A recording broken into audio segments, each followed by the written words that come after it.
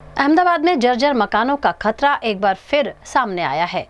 घी काटा इलाके की नवताड़ की पोल में एक पुराना मकान अचानक गिर गया।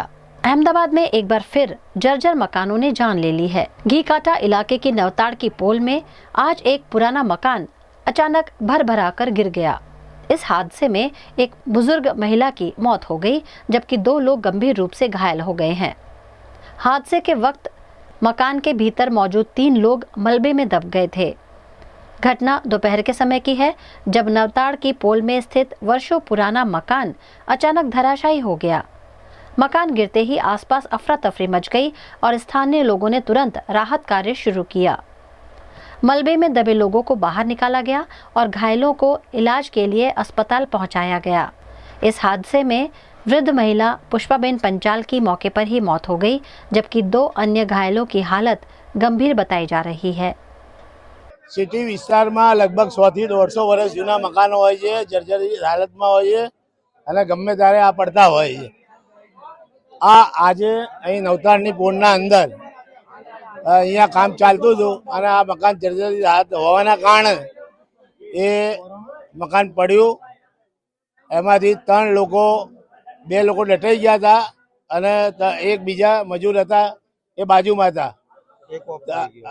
અને હાલ સમાચાર મળ્યા છે કે પુષ્પાબેન નામના વ્યક્તિ જે દટાઈ ગયા હતા સિવિલ હોસ્પિટલમાં લઈ ગયા, એ મરણ પામ્યા છે।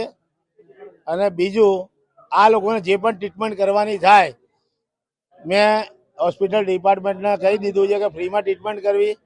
જેવી મને ખબર પડી એવી મેં ફાયર બ્રિગેડને જાણ કરી, પોલીસને જાણ કરી અને એસ્ટેટ કાર્ડને જાણ કરી।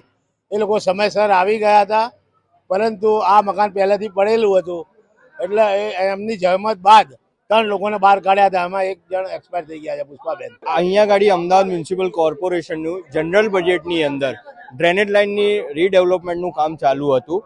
હિંમત જોશીનો ખાંચો નવતાડની પોળ ખાતે આની અંદર જે કામ ચાલતું હતું તે દરમિયાન મજૂરો દ્વારા જે ગટર લાઇન નાખવાનું કામ ચાલુ હતું તેના રસ્તાની અંદર આ એક મકાન જર્જરિત હાલતનું હતું। પણ ભૂતકાળની અંદર જર્જરિત હાલતની અંદર કોઈ પણ જાતની નોટિસ કોર્પોરેશન દ્વારા આપવામાં નથી આવેલી કે કોઈ પણ એવો જર્જરિતનો ખુલાસો ભૂતકાળમાં કે અત્યારે વર્તમાનમાં કરેલો નથી।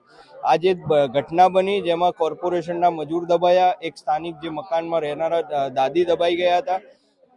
જાણવા એ પણ મળ્યું છે કે એમને જ્યારે સારવાર અર્થે સિવિલ હોસ્પિટલ ખસેડવામાં આવ્યા તે દરમિયાન એમનું મૃત્યુ પામેલા છે બેન। અને જે મજૂર છે જે દટાયેલો હતો જેને કાઢી લેવામાં આવ્યો છે, જેને પગના ભાગમાં પણ ઈજા થયેલ છે। આ ક્યાંક ને ક્યાંક કોર્પોરેશનના જે લિંગરિંગ કહેવાય કે જે એસ્ટેટ વિભાગ છે કે આપણું ઇજનેર વિભાગ છે એની આ લિંગરિંગનું એક પરિણામ છે કે આજે એક મજૂર અને એક સ્થાનિકનો ભોગ બન્યો છે।